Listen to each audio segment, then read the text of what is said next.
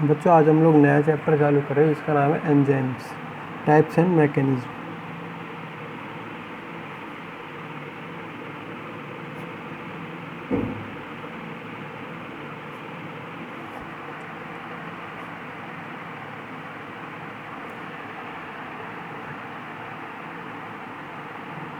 Enzyme प्रकार व क्रिया विधि, प्रकार व क्रिया विधि, ठीक है ना। तो सबसे पहले बात की जाए यदि एंजाइम की। एंजाइम को समझने से पहले हम लोग एक चीज़ देखते हैं, हम लोग केमिस्ट्री के अंदर एक वर्ड यूज में लेते हैं कैटालिस्ट। कैटालिस्ट जिसे उत्प्रेरक भी बोला जाता है, जिसे क्या बोला जाता है, उत्प्रेरक भी कहा जाता है। यदि इस उत्प्रेरक की बात की जाए तो उत्प्रेरक क्या होता है, ऐसा पदार्थ होता है, ऐसा पदार्थ जो किसी अभिक्रिया की दर को स्वयं अपरिवर्तित रहते हुए प्रभावित करता है,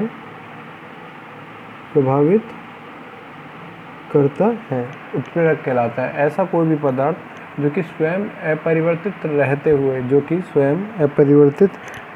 हुए क्या कर देता है, किसी भी अभिक्रिया की दर को प्रभावित कर देता है, क्या कहलाता है, कैटालिस्ट कहलाता है, ठीक है ना। जैसे कि हम लोग बात करते हैं, अब तक हमने अमोनिया का फॉर्मेशन किया N2+3H2, इसमें Fe किसकी तरह काम कर रहा है,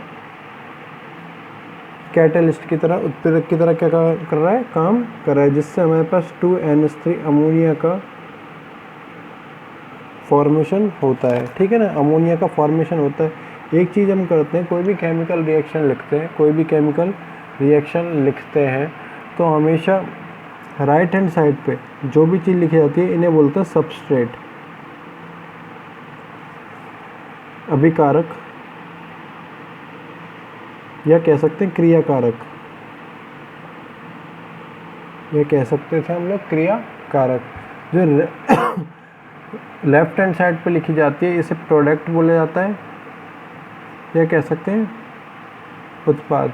और जो रिएक्शन के बीच में या रिएक्शन एरो पे लिखा जाता है, रिएक्ट विद किया जाता है, ठीक है ना, इसको हम लोग बोलते हैं उत्प्रेरक, कैटालिस्ट कहा जाता है, ठीक है ना, कैटालिस्ट कहा जाता है। अब हम आते हैं अपने टॉपिक पे, एंजाइम पे। हम लोग बात करते हैं बायोकेमिकल रिएक्शन की, बायोकेमिकल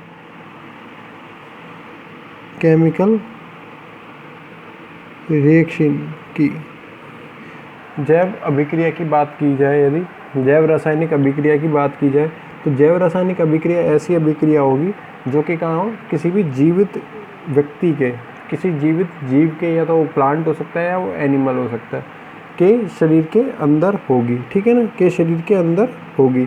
तो इसमें जो उत्प्रेरक की भांति कार्य करेगा, इसमें ऐसा कोई भी पदार्थ, ऐसा कोई भी सब्सटेंस जो कि उत्प्रेरक की तरह कार्य करेगा, उसे हम लोग बोलेंगे बायो कैटालिस्ट। उसे हम लोग क्या बोलेंगे, बायो कैटालिस्ट, या बोल सकते हैं जैव उत्प्रेरक। इसे क्या बोला जा सकता था, जैव उत्प्रेरक भी कहा जा सकता था, ठीक है ना।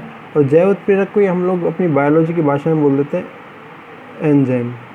अपनी बायोलॉजी की भाषा में हम लोग इसे ही क्या बोल देते हैं, एंजाइम कहे देते हैं।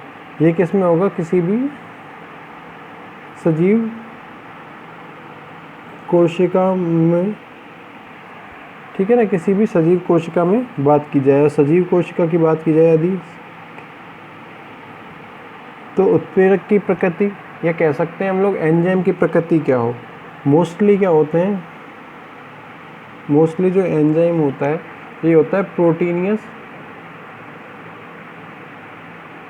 नेचर, प्रोटीन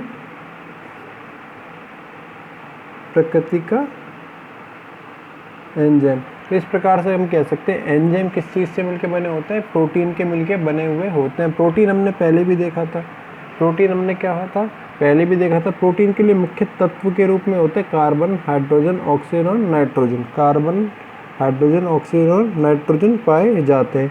इसको इस प्रकार से भी कह सकते हैं, ये क्या होते हैं, ऑर्गेनिक सब्सटेंस है, कार्बनिक पदार्थ है। ये क्या हो जाएंगे, कार्बनिक पदार्थ कहलाएंगे, ठीक है ना, कार्बनिक पदार्थ कहलाएंगे, ठीक है। इसी को हमने क्या बोला है, एंजाइम बोला है। ऐसा कोई भी तत्व, अब एंजाइम की यदि परिभाषा दी जाए,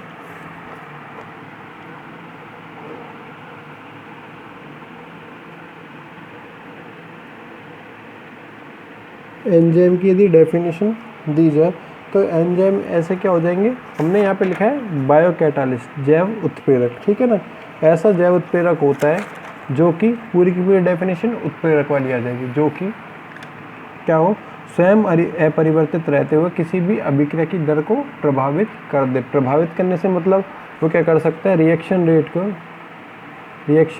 रेट को या तो हाई कर दे, या तो क्या कर दे, हाई कर दे या लो कर दे। रिएक्शन रेट को या तो वो हाई कर दे या लो कर दे, ठीक है ना। एंजाइम क्या हो जाएगा, एंजाइम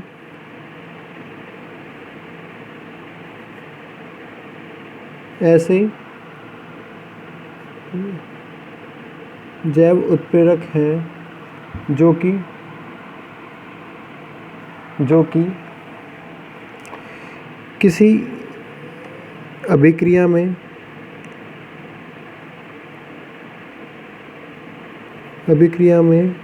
भाग लेते हुए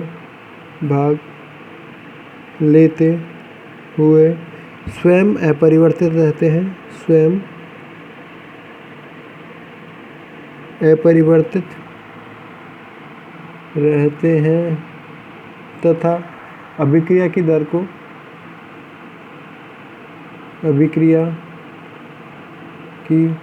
को प्रभावित कर देते हैं, ठीक है ना। साथ ही साथ हमने क्या बात की है, प्रोटीन की प्रकृति एंजाइम की प्रकृति कैसी होती है, प्रोटीन की प्रकृति की होती है।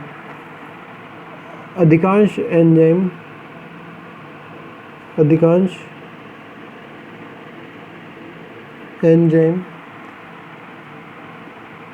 प्रोटीन प्रकृति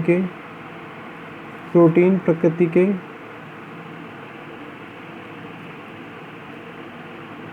पाए जाते हैं। अधिकांश एंजाइम क्या होते हैं, प्रोटीन प्रकृति के पाए जाते हैं, ठीक है ना, जो कि कैटालिस्ट की तरह या उत्प्रेरक की तरह काम करते हैं, जो कि कैटालिस्ट की तरह या उत्प्रेरक की तरह काम करते हैं, ठीक है। फिर बात आती है इसकी हिस्ट्री की, हिस्ट्री ऑफ एंजाइम।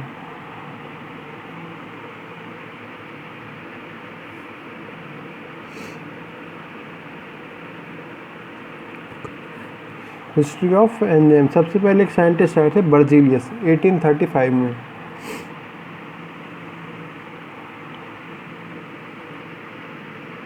सबसे पहले एक साइंटिस्ट आए बर्जीलियस 1835 में। इन्होंने क्या किया था, जैव उत्प्रेरक की पहचान की थी, आइडेंटिफिकेशन ऑफ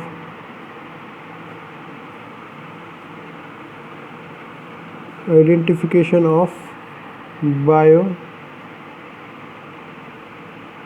कैटालिस्ट या जैव उत्प्रेरक जिसे हमने बोला है, उसकी सबसे पहले पहचान की थी एक साइंटिस्ट थे बर्जीलियस, ठीक है ना, इन्होंने। फिर एक साइंटिस्ट आए थे बुकनर,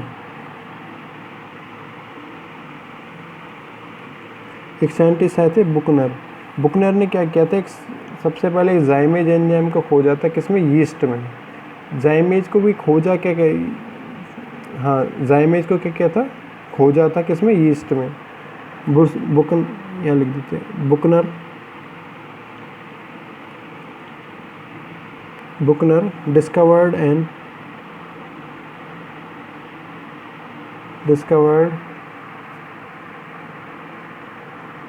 enzyme complex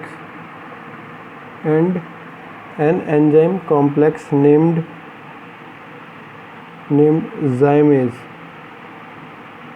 zymase in yeast cell।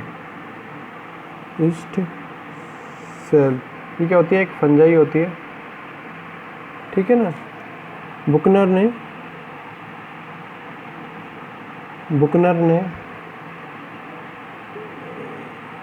East में जाइमेज की खोज की, ठीक है ना, बुकनर ने की थी। फिर एक साइंटिस्ट आए थे कुहने 1878।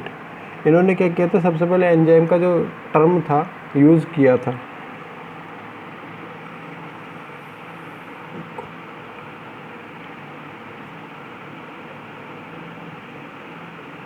कुहने ने 1878 में एंजाइम शब्द काम में लिया, ठीक है ना। कुहने ने क्या किया था? सबसे पहले एक एंजाइम शब्द को काम में लिया था, ठीक है। फिर आए थे एक साइंटिस्ट सुमनर ने काम किया था। सबसे पहले यूरिएज जो एंजाइम था इसको क्रिस्टलाइज किया था, क्रिस्टलीकृत किया था, क्रिस्टल के फॉर्म में सबसे पहले इसको निकाला था सुमनर ने 1926 में यूरिएज एंजाइम को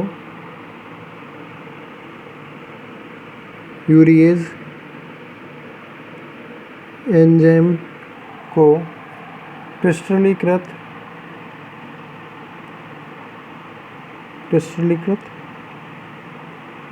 किया, ठीक है ना। सबसे पहले साइंटिस्ट थे सुमनर, उन्होंने क्या किया था? क्रिस्टलीकृत किया था। एक चीज़ हम दोबारा देख लेते हैं, हमने बात की बायोकैटालिस्ट की। ऐसा कोई भी पदार्थ, एंजाइम के लिए हमने बोला ऐसा कोई भी पदार्थ जो कि रिएक्शन में क्या करता है? रिएक्शन की रेट को चेंज करने का काम करता है, रिएक्शन की रेट को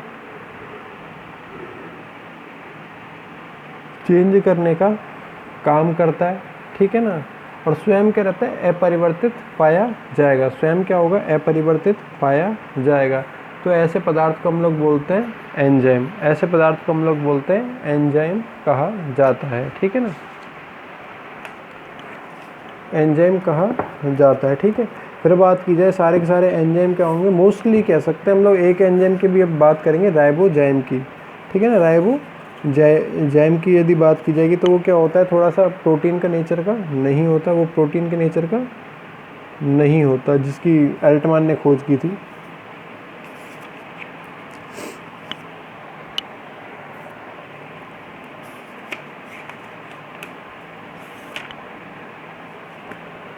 इसकी क्या की थी?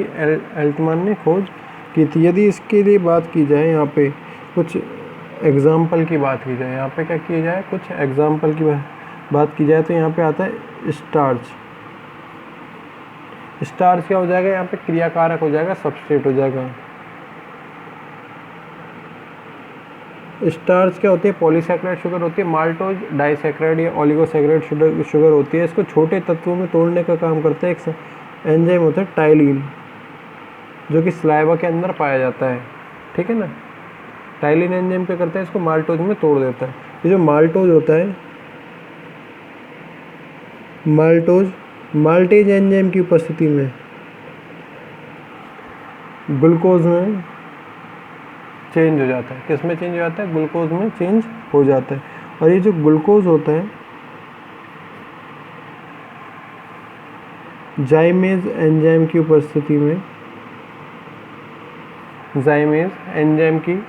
में अल्कोहल में परिवर्तित कर दिया जाता है। किसमें? अल्कोहल में परिवर्तित कर दिया जाता है। यदि इस बात की जाए इस यूरिएज एंजाइम की, ये काम करता है हमारे रक्त से, हमारे जो ब्लड होता है इससे यूरिया को सेपरेट करने का काम करता है, यूरिया को सेपरेट करने का काम करता है, ठीक है ना। फिर एक कंडीशन और आती है नॉन प्रोटीनियस एंजाइम की यदि बात की जाए, नॉन प्रोटीनियस एंजाइम की यदि बात की जाए तो नॉन प्रोटीनियस एंजाइम ऐसा एंजाइम होगा जो कि प्रोटीन की प्रकृति का नहीं होगा, जो कि क्या होगा, प्रोटीन की प्रकृति का नहीं होगा। ये पाया जाता है आरएनए के अंदर, ये पाया जाता है किसके अंदर, आरएनए के अंदर पाया जाता है, जिसको सबसे पहले टी कैच और अल्टमान ने खोजा था। इसे हम लोगों ने नाम दिया राइबोजाइम, ठीक है ना। Catalytic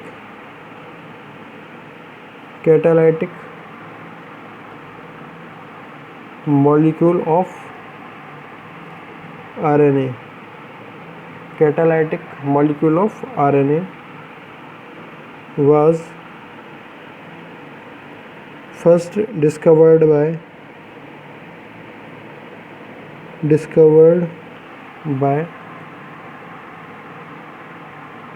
T. Catch and Altman and called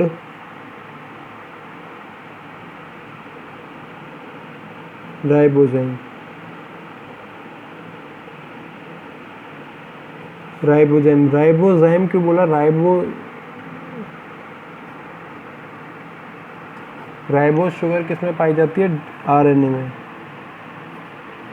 RNA में क्या पाई जाती है, राइबोज शुगर पाई जाती है। और आरएनए के जो की उत्पत्ति के लिए ये कह सकते हैं हम लोग, जो एंजाइम काम करता है उसे हमने बोला है राइबोजाइम बोला है, ठीक है ना। एक स्पेशल टाइप का एंजाइम है, स्पेशल टाइप का इसलिए क्योंकि इसकी प्रकृति जो है प्रोटीन की प्रकृति का नहीं पाया जाता, प्रोटीन की प्रकृति का ये एंजाइम नहीं पाया जाता, ठीक है ना। बाकी हम लोग देखेंगे नेक्स्ट वीडियो में। Thank you.